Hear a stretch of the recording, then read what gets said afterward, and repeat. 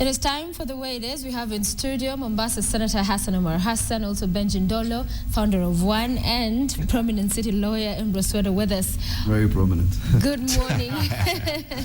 Good morning, gentlemen. Good morning. Good to see you all. I hope you had a good weekend. Yeah, absolutely. Quick one, how was yours?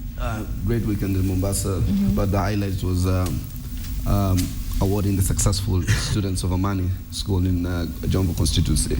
That was the top school in Mombasa during the KCPE. So the area MP organized quite a good ceremony. Okay. And he awarded both the students and the parents, because I think we need to also encourage parents to take a very active role in the education of their kids. Benji. Kangundo, building the country, building the nation. And I wore a handkerchief today, trying to fit with the Joneses. Yesterday I was in charge the whole day as usual. Saturday I was preparing. I'm supposed to be on a week-long tour in South Africa to do motivational talk. So I prepare. You can motivate also. This is surprising. That this is is news. my serious vocation. One of the few talented motivational speakers and life coaches. Okay. One day try me at the center. Are you a church elder? I'm the chancellor of the Anglican Church. Yeah. Just to be there the whole day, not a job. No. One of these days we'll let The Way It Is be about inspiration, motivation, and you'll be our main... You see what the gentleman was here. You saw what is coming to do is to motivate people on business. People are also motivated on life skills. Yeah.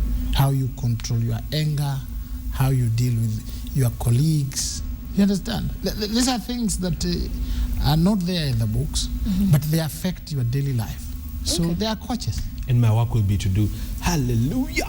It's actually not religious. It's physical. Yeah, you get to address people. But she says we'll do a religious thing, so that's all I'll do is hallelujah. Well, let's get into our analysis this morning. Good that you all had a good weekend. We begin, of course, one of the biggest stories last week, Eastleigh. That continues to develop in as far as you've seen quite a number of people rounded up and arrested. The soup continues. And it is not the first time we're seeing this kind of an attack. The question of stereotypes come in. The material that was, taken in the other day, that was found in a house, 30-year-old man, and he's still at large. What do you make of this story? Oh, you're asking me? Yeah. Definitely my position is well known on this matter.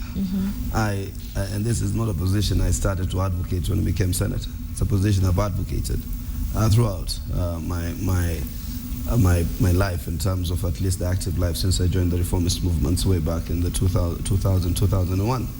That are central to our interactions in the society, in the Kenyan society, were liberties. And therefore, whereas we continue to offer our unequivocal support in terms of the war against terror, or fire, there's no war actually, it's combating terrorism, the fundamental to that must be that it must be within the confines of our constitutional and legal framework. And I think that's a fair position, particularly for those of us within the progressive civil society, within the human rights fraternity, within the political society that represents some of these communities that are adversely affected. But the worst bit of it all is that whereas the reactions to all these things are knee-jerk, I've had Benji severally on this very platform alluding to the fact that there's no strategy. It's ad hoc. You respond from one crisis to another. There is no holistic approach to it. It does not factor the international dynamics on this whole issue around combating terrorism. I've heard Benji talking about our presence in Somalia, many other theaters of radicalization across the world. And therefore, I think we need a more holistic approach. And as we progress, I think it also is by and large informed by kind of the political faith some of us enshrine. The CORD coalition, the Jubilee. I will try to decimate today the kinds of ideologies that drive these parties, as much as tribe is the metaphor for political organization. But our CORD coalition, more or less reflects the center left. It is more of the pro-human rights kind of coalition. It is more of pro-human, pro-social democracy, issues that touch on the basic fundamentals of society. Whereas we have a very right-wing strategy from the other people, pro-war, anti-human rights. Hateful. The same kinds of axes that once informed the campaign, the smear against Obama. Hussein as his middle name, branding him as a terrorist because he's talking about fundamental rights and freedom. You circulate his picture dressed in a Somali regalia to say Obama is Muslim. And I think if you look at the right-wing bloggers, almost akin to the Tea Party adherents, who Obama says hang on to guns and religion, but here they hang on to guns and tribe. All right. Almost metaphor of the same kind of dynamics we see, which polarizes deeply this strategies. Whether you were tickled, as if to be Muslim is a crime. You know, what I find, we have fundamental rights, but the fundamental rights are only rights weighed against fundamental obligations. We have cried the fundamental rights. There are no fundamental rights in Somalia because they messed up their countries through acts of violence, sabotage, name it. We are in a crisis as a country because of insecurity, and the foundation of it is terrorism. If you find people are stoned along Nyayo Stadium or Kasarani, and even if everybody was dressed in white, all of them, if you do a spot check, who was doing the stoning, you'll come definitely with a certain culprit. It cannot be sheer coincidence that these terrorists take a pattern. They come from a specific place, and they are from a specific religion, talking about you have to kill the infidels, you have to do a jihad, the way Makaburi was talking. The government has to take action. If they don't, the Lion of Judah will wake up. But and when it wakes up... You said culprit. Means you are able to identify the person. You don't go about to the whole cacophony of the supporters and start whipping them. You look for them. Because some stones have been thrown. You look for them, and when you look use for the them, intelligence. When you look for victimize. them, you find don't bombs. victimize an entire community. You see, you look for victimize. bombs. Those are the kind of right-wing attitude I'm talking about. And I think Bill Okero and Duale are in a very difficult situation because, you see, if you go with a rights-based approach, let's say to James Orengo, even to if you look at the court coalition, all the principals were able to condemn the attack on Masjid Musa, but while also saying that there needs to be a comprehensive strategy for radicalization. Bill Okero, Aden Duale are in the midst of very right of the right. The people who have actually polarized their views, stigmatized an entire society, and then run a strategy of fear. How can it be? You know, how can it be that the Bill Okeros and the Dualis, when people were quietly praying to their God in church, are killed, they are quiet. They were not when quiet. One who says kill them criticized. dies. Duale came to the joy of Jesus church. Let's bring this. When one of we them supported a motion of adjournment in the Senate. You see, don't... Just a minute. The accuracy of your facts. When one who says and wants to live by the sword and says, kill them if you see them, when one of his terrorists eliminates him, everybody wants the country to come to a standstill because we are mourning him. Even before we buy the seats. Do you have facts to that? Let's bring in Benji. Facts to that? You see, you're making allegations you're making allegations that are just, far-fetched. Where are your facts? Who eliminated you? Let him tell us who eliminated Makaburi. He has to know it.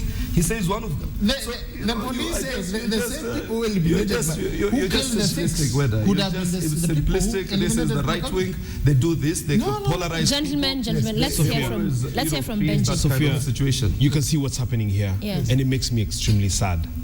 These gentlemen are representative of what's happening in the country. It's not even political anymore. I have been talking about this from way back in 2011. And you can imagine the joy it gives me for a sitting senator to refer to several positions, policy positions I've made as an authority. I'm really, really reading up and thinking deeply on this situation. And thank you. Yeah. This is serious stuff. These are the complexities of the war on terror, and they are complexities indeed. If you watched the Checkpoint show right on this station last night, you had an American guy who was talking about the root cause of terrorism, which is, to me, we've got to address the root cause, Sophia, because of what you call legitimate grievances.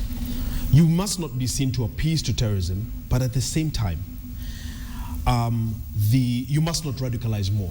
The complexities of terrorism are such that you have to counterbalance civil liberties with the need to arrest terror and to protect innocent lives. Terrorism is very, very complex and very scary because of the simple fact that they use the element of surprise as the biggest weapon. So after the death of Makaburi, unfortunately, you've got ordinary Kenyans cracking jokes on social media while you don't know what the retaliation to that will be. And that, my friend, is a very dire, I mean, today it's an airplane, tomorrow it's a grenade, the other day it's a bomb. This thing has brought countries to their knees. Superpowers, Israel, United States, Madrid, Spain, bombings, United Kingdom, name it. And so for a country like Kenya, Wakili Weda, that is struggling to build institutions, that is struggling to grow its economy and create jobs, that is struggling to entrench rule of law, etc., that is trying to move to the ever-elusive Vision 2030. My question to the leadership is, can we afford, to continue sustaining our forces in Somalia at great cost, and then to have the possibility of motivating any other attack that, 9/11, I was in the States and I know what happened. I mean, we practically crippled the economy and brought it to its knees. Wall Street closing for a week, a market that moves $1 billion an hour. You see where I'm going with this. So I think that we must not make noise. I think we must not be flippant. I think we must not be overly simplistic. But Benji, looking for solution moving forward, are we saying that if we bring our troops back at home, then we've dealt with terror? Because on going to Somalia, it was an indication of something. They were influx. They were coming here and, abducting, tourists and things like that. So are we offering a solution just saying, smart? What is the solution you're offering? The problem with our politics is we never mean what we say and we never say what we mean. The untold part of any war is the amount of money being made in that war. That is fine, Benji. That's a different conversation. That's a different conversation. What we need to do is carefully evaluate our policy, and it's very simple, by the way. You just have to make a judgment on the amount of blood and just go to the desk and plot the number of attacks, etc. Once you plot those attacks, and it's clear that the attacks began after October 2011, and they were predicted to begin, then what you have to do is pull back and secure your borders. Secure your borders. You've got forces in Somalia and you've got open borders. And I'm telling you that grenades and suspects have been coming down through Garissa, through Mwingi, to Isli or wherever else, and it's unacceptable. Just to emphasize that discussion, I think there must be an exit strategy out of Somalia at some point. The more a force remains in a country, the likelihood of that it then is viewed as an occupational force, and then it rallies nationalist sentiments. And for that matter, where in Somalia, you can also rally religious or fanatical sentiments. But the solution to Somalia is Somalis, through a Somali national army that protects both its territorial integrity and its internal security. Correct. There cannot be any other solution. But for me, if you look at again, I'm trying to give you an international context today of this pro-war, anti-war, pro-rights. Obama's campaign was premised on ending the wars in Afghanistan. In Iraq. And he's doing exactly that.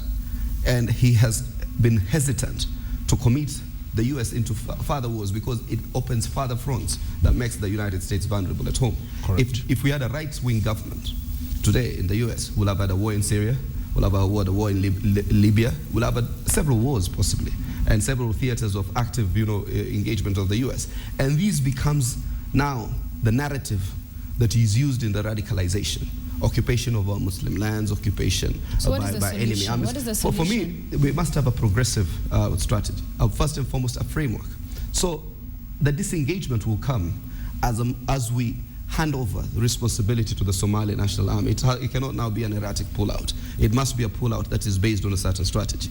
But in the meantime, we need to deal with the causes, and also a very proactive scholarship kind of basis where we challenge the ideologies and the narratives that lead to radicalization. So it means we have all to be proactive. But again, the state must continue to aspire for the greatest standards enshrined in the Constitution, so that we provide no legal or constitutional basis for people to say that we are being victimized as a community because we are not welcomed in this state. You know, terror thrives on, the terrorists thrive on causing fear. They cause fear, mayhem, and they kill. When Norfolk Hotel was bombed, I think maybe you are not born. Kenya was not in Somalia. The terrorists will always change the games. But when was the next time we had a terror attack? Quite a number. Quite a number. You look at the also progress. Very isolated example. And the Now, when I give the examples, now you see that the basis you are talking about starts crumbling. When we went into Somalia, there was no government. As we talk now, substantial progress has been made. You are now talking about we hand over to them. We will hand over to them, but let them be strong enough, because we leave them alone, the terrorists. That's why I said there must be a program. By the time, just let me finish. It's good to allow us so that I also don't turn into a terrorist. We went to Somalia because they came to Kenya. They started abducting our tourists, taking our goods at the sea, all these things. Then we say, gentlemen, the strategy is we come home where you are, we keep you there. Now there is a price in terms of money, a price in terms of blood. And we are paying for it here. We will search for them. The solution is to legislate and implement the anti-terrorism legislation as quickly as possible. We will not give in to fear. Where you go to church, you are praying, somebody comes and he just shoots you and then they go back. When you live by the sword, occasionally you die by the sword. That will be a reality. And you have seen Israel and the rest. You know, crime. It doesn't say occasionally, first of all. Crime. Oh, it's always. Crime, I agree. It doesn't say occasionally. It's not made any To bring better. back the discussion, over the Sophia, weekend, crime very is not made any better by official Sophia, crime. you know, Very one of the quickly, things that resist. Benji, before you One of the things that resist continue. is I wonder if Weda was at Westgate. Yes, fear must not be My allowed to colleague threaten. was there. I came to Westgate later, and I don't think you've spoken to officers that, and you evaluate them and that tell you, just imagine I'm here in a sweater, you know, containing this Westgate situation. Yes. We don't know how many people are in there. I think that we have to understand the reality of terror, and that every single innocent life, like Baby Osinya's mom, just look at how innocent she is. She doesn't even know what's happening. You know, I don't think to trivialize that. Didn't say they want Yeah, to leave. but Immediately Makaburi went, they are now we are leaving. But Duale, I think it's disrespectful. I think it's disrespectful to the. I think it's disrespectful to the struggle for people to come out and talk tough, working with bodyguards, etc. While the average Kenyan at bus station and at the cafes, etc. The other ladies who are blown up in Isli was just a lady selling cabbage. I think she's not armed, she's not trained. I think it is callous to their memory for us to be talking tough. Can you imagine ultimatums based on I'm defending a Jubilee, the alpha and omega of Jubilee spokesmanship, just because the Jubilee base cannot appreciate that Duale also has a constituency that he needs to represent, and he's spoken something they do not like. You know, well, I speak a lot of things that the coalition does not like. And I can tell you, I am still as highly respected, and they give resonance to my views. They engage with me on things that they think are veered off. And I think that's the kind of politics. Because you cannot be an enemy today, an ally today, and the minute you say a simple thing which people do not like, then the entire conservative kick him out. media, it's brigade, it's foot soldiers, all everywhere. I just mudslinging. Let's also be honest. If we're going to refer to the Norfolk incident, mosques are also being bombed by the very terrorists. Also, the Muslims themselves have been victims. Even in the Isili attack, 2 Muslims died. Yusuf Hassan, Member of Parliament, in that bombing, where he's still recovering. He just flew through the US probably for the last phase of his surgery. He can't walk. He can't walk, but he started to walk, and I pray for his quick recovery. He was bombed in a mosque, and several other people died in that bombing. The terrorists or the terror is indiscriminate. So you cannot then have a discriminate strategy against a group of people. Bottom line is, as we move to the next subject, over the weekend, the last few weeks, a lot of messages have been doing their rounds. People are living in fear. The fear you're talking about, concerns about going to clubs, to supermarkets, the malls, all manner of messages going around. So you have a country that's, there's all that happening with the general public.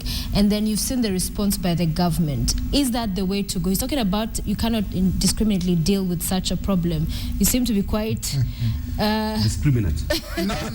You see, I started by saying, look, if stones were thrown at Nyayo Stadium or Kasarani, go arrest Luos. What are you saying? What I'm saying is, if you have to start looking for suspects, do you understand? You don't go and look for the Asians in Westlands and say, you may have thrown stones. That's pretending. So the government's reaction is right, is perfect. What they're doing in Isli, they round As up. you can see, the terrorists, we know the way they look like, the identity, where they come from, and the discoveries, bomb-making implements, all these things. And that is where there are also people who have sneaked into the country illegally. So the operations include, because these are Al-Shabaab people, most of them are not Kenyans, the operations include flushing out strangers who have sneaked in from Dadaab, from Somaliland there, and also the terrorists. It must start somewhere. Above all, we must also assure Kenyans that work is being done. This fear is that the terrorists intend, we must bring it to an end. So the government is spot on? Yes, spot on. Okay, very quickly He's before just we go on falling break. into the pitfall that I've been writing a lot about Jubilee. Jubilee think that by running PR and endless propaganda, you have shown you're doing something, the president is talking tough, Ruto is talking tough, everybody is talking tough, and it's called posturing. It doesn't work. But allow me to ask him a rhetorical question. Yes. All right? Let's get into the thick of things. Yes. Makaburi, by his own admission, believes he's a martyr, looks forward to die, Yes. and as a martyr would probably rise up to Allah and meet 70 virgins. I'm just saying, I do some research on this stuff. Baby Osinya has lost a mother. The mother was in church, didn't even know what was happening. The father has left a widower. In that regard, Yes. who is winning?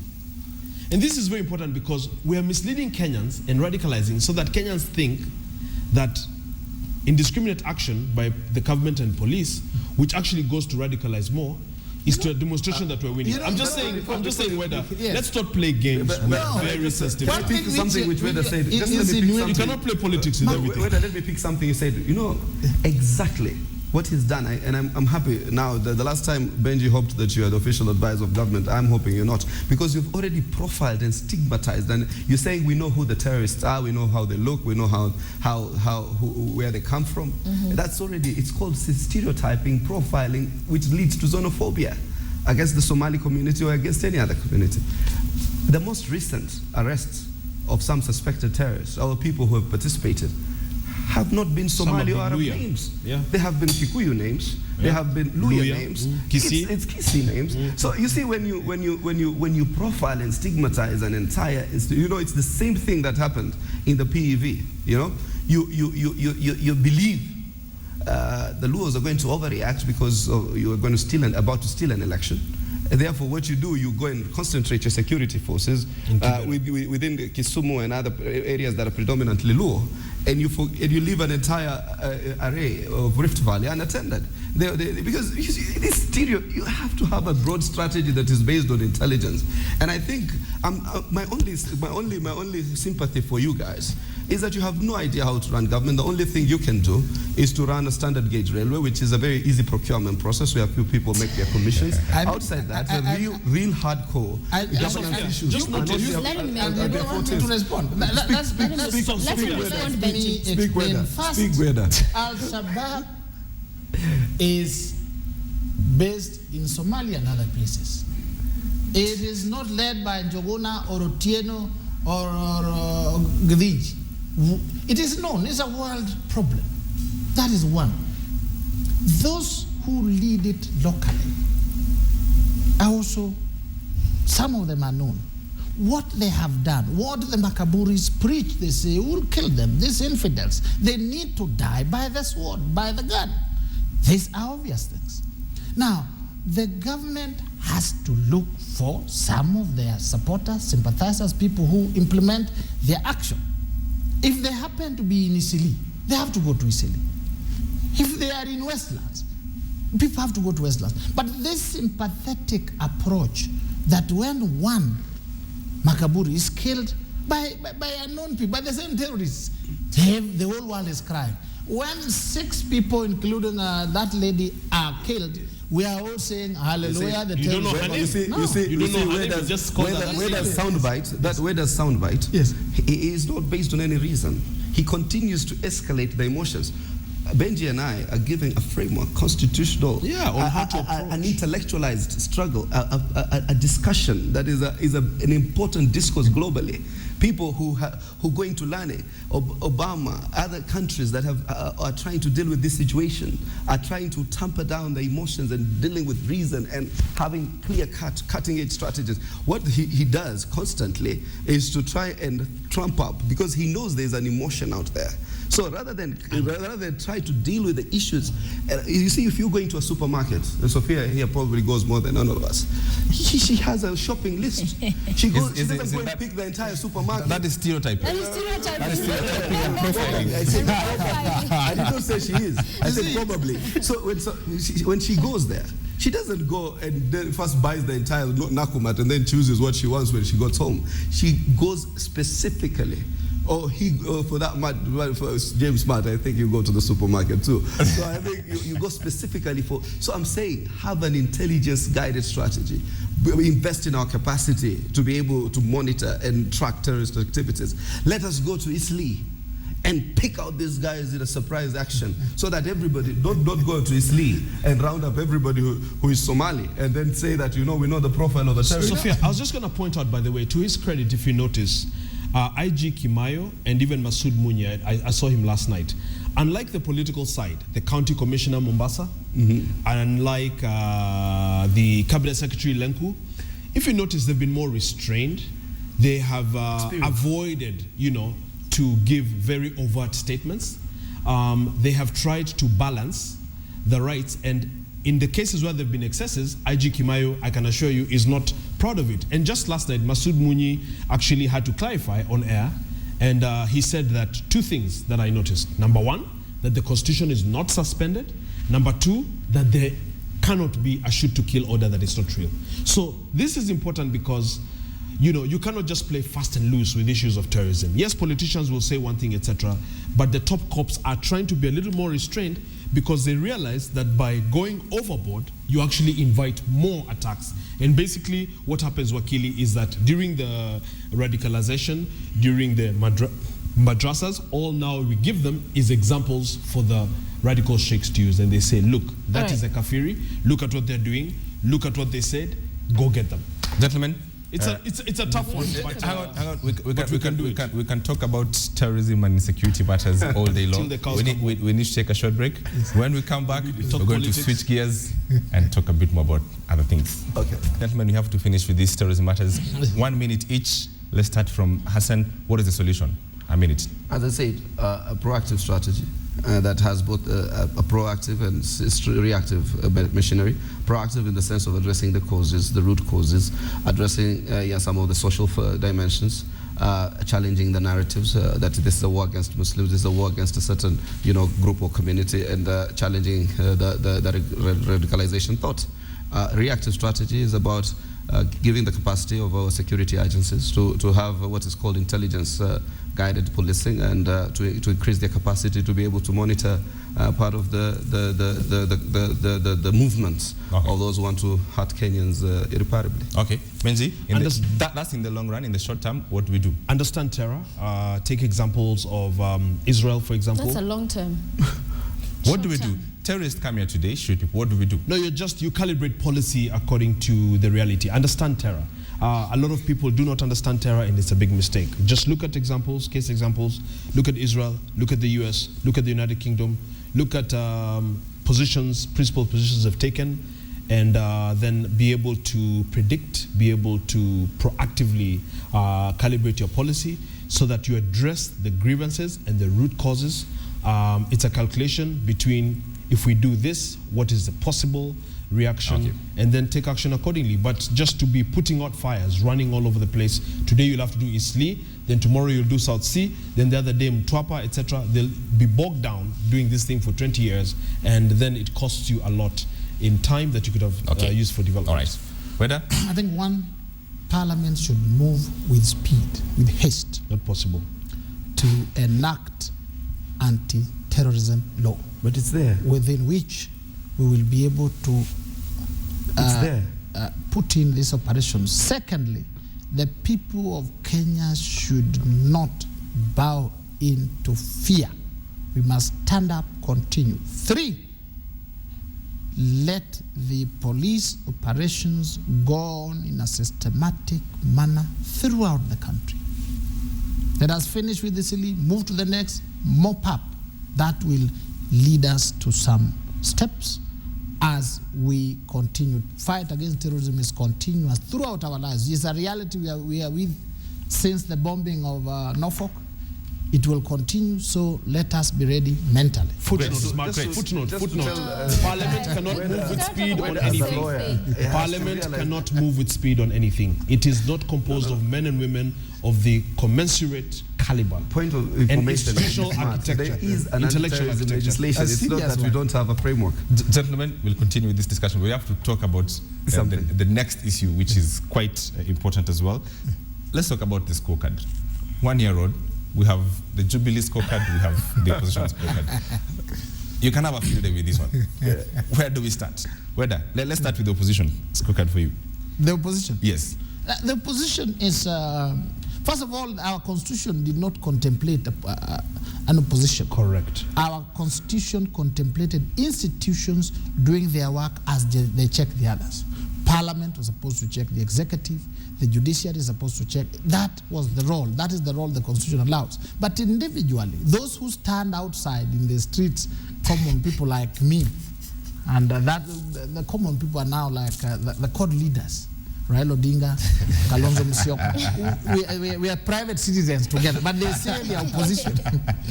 Now, occasionally they have spoken well on behalf of the people on issues that are critical to the nation. But in terms of offering any solution, they have relegated themselves to waiting to criticize without options. And to that extent, just criticism only, in a manner that they hope will make them ascend to power, they have not performed very well. They have performed poorly. Let's bring this much home. Yes. Hassan here, elected senator by the great people of Mombasa, and Senate and Parliament. How has National Assembly and the Senate performed as the members of those other sides sit on the opposite side of the bench? Now, I think in terms of talking, they have talked very well in opposing things. But in terms of critical issues that push this country forward, they have not been of help. For instance, when it came to their salaries and allowances, they are very united. The point of very united. You understand? So at that time, there's no position. When their interests are attacked, they are all together. So there they have performed poorly. But to the extent that occasionally they gang up to oppose certain things, although unsuccessfully, they have done very well. Thank you. I think you acknowledge that fact. I think it's a good acknowledgement. Smart, the first time I heard the word opposition during now the search for a new government under the new constitution was during the Supreme Court hearing. My own mother called me. She said, the way things are, I keep friends in high places. Call Raila, call Kalonzo, tell them to get ready to go into opposition, etc. It's something that for me as a strategist, as an analyst, I'd never even contemplated. And so Weda is right. The constitution does not traditionally have what you call the opposition.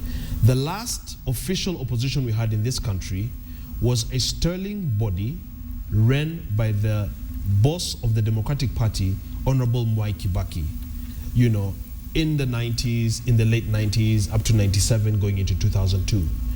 That opposition was fantastic because the ideological difference between the opposition and the ruling KANU regime at the time was very clear, Smart. It was very clear that the ruling regime was a lightweight on smarts, bereft of ideas, backward, retrogressive, while the opposition was crisp, eloquent, economic, etc. And this did very well, Smart, to entrench democracy in this country and for Kenyans to make the distinction that Mwai Kibaki really was a good and smart leader, and it ushered now the desire that the opposition needed to come in. What we have now is Hassan Omar is sitting in there, and he doesn't really have leadership. His party leader is not in the house with him. Does he need to be in the house? No, it's important because it's quite shambolic to have elected members of parliament running agenda while their leader, their ideological and inspirational leader, is having to hold press conferences. But to do what, Benzi? To do what exactly? I'm not justifying. If Kalonzo was in parliament today, yes, in National Assembly, what would he have done different? Because that's the question. Well, I think what they'd have done is they'd have had, first of all, the respect of not being called bystanders, private citizens, ordinary common folk, just, you know, walking about. He'll be a in normal markets and parliamentarian. No, it's important, Smart, because they'll be working and leading the legislative agenda from the confines of parliament. I'm not excusing mediocrity, by no means. I'd be the last person in Kenya to excuse mediocrity. But what I'm saying is that the opposition is, first of all, the fact that they don't have the numbers, the confusion, the fact that, you know, they're having to be led from Serena and what from outside. It's confusing at best. Let's give it's Hassan confusing at best. I think we are not called an opposition, we're called a minority. Minority means because we departed being led from what Serena is a mix of a parliamentary system vis-a-vis a presidential, which was then before the new constitutions. And so we have to appreciate the reality of the new constitution and thematically use words I do not like move on. That said and done, I think we now need to see how we can now institutionalize that system in a manner as to produce results. I think all of us are trying to now we have comprehended fully. If you have seen a more audacious, a more coordinated agenda since the resumption of the session of Parliament this year, I think that was after people had took stock and and evaluated, you know, who answers government questions in the House, who does what, and I think we've literally figured out quite a number of the issues.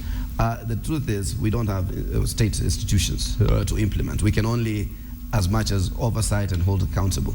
And I wish the Jubilee people in Parliament will appreciate that they are not necessarily part of the executive, that they are part of a parliamentary process that has to be critical and oversight the executive, and particularly the National Assembly, because I think it sometimes mutates into some kind of a mob, and that's very dangerous for democracy. But I think on terms of Jubilee, their governance, DEF, somewhere around there.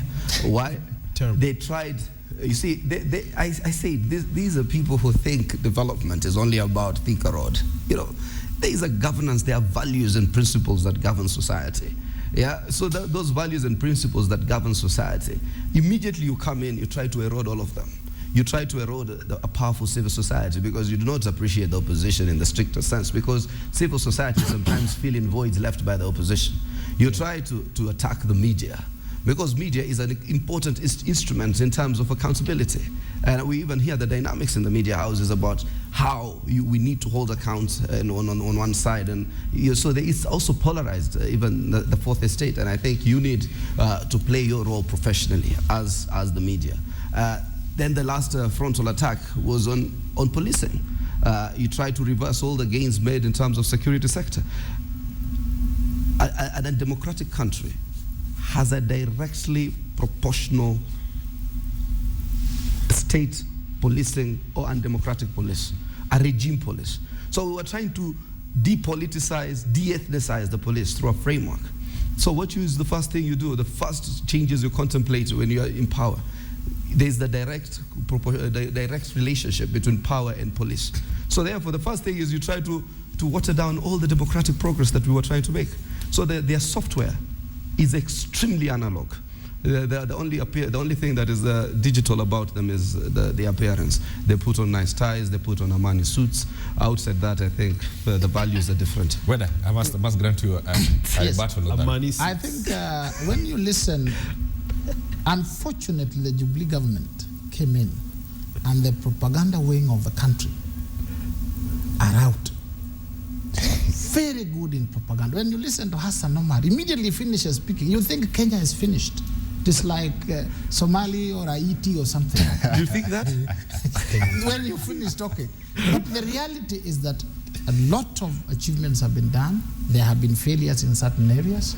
Let me mention 3 failures so that I mention the success, and you must agree with me.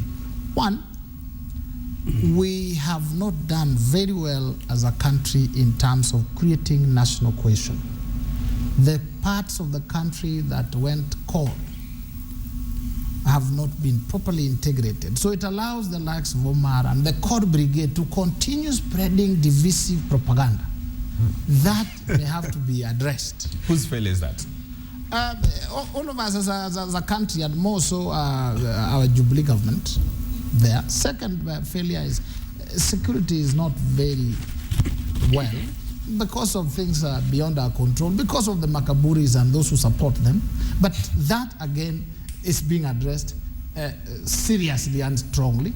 Thirdly, I think the cost of living has gone a bit up, and people feel the pinch. But looking at the total sum in 1 year, laying a basis, take for instance devolution, everything has been given. Money is increasing, and implementing the constitution. Why have you not given the ferries and the harbors? It's also part of the devolved functions. You only devolve what is convenient. It is like looking at, you give this, as you say, hold on this. Propaganda. So when we do our roles as the opposition, you see, first you say the opposition doesn't work. When the opposition is making its genuine evaluation of the performance, you call it propaganda. It's not propaganda. I am in this position. I am not an opposition in Mombasa. We are a court government in Mombasa. I'm an opposition at the national level. And these are some of the critiques that we give. Yeah. Inclusivity, the eroding of national values, the eroding of the constitution, the recession of democratic gains made by this country. That's not propaganda, it's real. Propaganda also sometimes have an element of lies. This is my work. If you allowed me to go on the achievements, or when I want to mention the achievements, you just feel like, wow. Which achievements? Let me do weather. Why would you allow me to say it? Your blood doesn't want to receive it. Let's hear it. My blood is I've ready. just told you about because I didn't know of any. But now let's hear them. Devolution. You can see a lot of functions have been transferred to the governors. Money is flowing, increasing as the new constitution is implemented. Whether, if I could just you've talked about devolution. Very importantly, last week as the conference went on in Kwale, the executive ditched it. Exactly. The national government did not do it don't at all. So what do you have to say about that? Let me tell you. It's part of the failures. The Senate itself is supposed to be in charge of the devolution. They themselves, they boycotted. Even us and nobody didn't go. But when I just asked me before, when I walked in here, why did you not go? And he thought I gave a very credible response. I told him the Senate will have had to adjourn for a full week. There was need for an institutional framework of how we could participate. Therefore, every person who was invited to make presentations, chairmen of committees, were then encouraged to attend, because the Senate could not adjourn its business for 3-4 days, and particularly if we are going to have a recess in the next week or two. So we said, why couldn't those kind of things be factored? If we had sat down with the governors, how late would it have been to ensure that we have an accommodative agenda or an accommodative program for everyone? But the deputy president not attending, the CS not showing up. Exactly. I think they gave their apologies, just like Omar is giving. What is important? What my view is, what is important is allowing the governors to have the functions that the Constitution gives them, and possibly giving the money that is supposed to be given. Whether or not you attend a party or not, that is a small decoration. That part is coming in. There, as you can see, the process of bringing up the standard railway, you have propagandized it. Like now it looks like terror. That it is something which will transform this country. It is like the Gorofa roads. When they were being done, people like Omar would say, oh, this is theft. So we would allow such systems to come in, and then we see the benefits. You can also see that the implementation of the Constitution is taking shape with a bit of hiccups. You people making noise here, other people also resisting, because change is also hard. New ideas come and they are hard to come by. As it will take time for the new administration to come in and take charge and finish growing the economy. Give us up to the next elections. You will be surprised that it will be unopposed 90%. Smart. I'm told the Transitional Authority of Kinuthia wa Mwangi has basically only money to pay salaries. It is not strengthened like it should. It is constantly on the defense. It is constantly trying to justify its existence. And obviously that's not a good thing. To be fair, I've also said that Anne Waiguru is hardworking. She seems quite sincere. The political interference usually would be the problem. But the devolution ministry, the devolution cabinet secretary is about the only example you have, her and Michael Kamau, of people who are competent enough, who are committed enough, etc. I think you saw a picture. I think you saw a picture on Facebook of a bodyguard carrying the defense secretary's handbag. Be that as it may, let me give you some advice. Let me give you some advice. Let me give you some advice that can give the president. As a former finance minister, he should be told, and we've done so before. And the records are there, and they can contact us. The cost of living is being driven by the cost of fuel, which until recently, with the broken refinery in Mombasa, KPRL, the fuel now is not being processed through Mombasa, it's being brought in as finished product. Therefore, the cost as it is now is unjustifiable.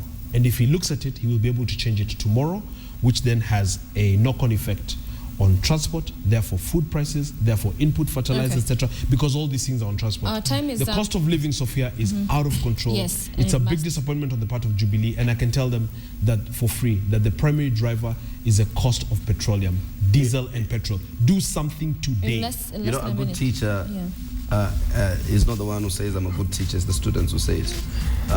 True. The wife says that you're a good husband. Jubilee, the governors are not saying that Jubilee is actually discharging devolution. If anything, they all believe it deeply that they are fighting devolution. So your statement is just part of the public relations, the plebiscites. But the truth is, we support the governors fully as a Senate and as a person. I work very cordially with my governor because I know that our destiny is intertwined, and it's the only way to make this country work. And devolution, as the promise, be realized. So you're a believer. You're a true believer in devolution. Absolutely. That is what we fought for all our lives, as Mombasa and coast. All right, that's the way it is. Mombasa Senator Omar Hassan. Omar Hassan. They just baptize you. Benjamin Dolo and Ambrose Weda with us in studio. Thank you. I wish you a lovely week. Thank you, Sophia Wanuna. We wish you the same. That is a lot of psych. Stay with us. We're back in a moment.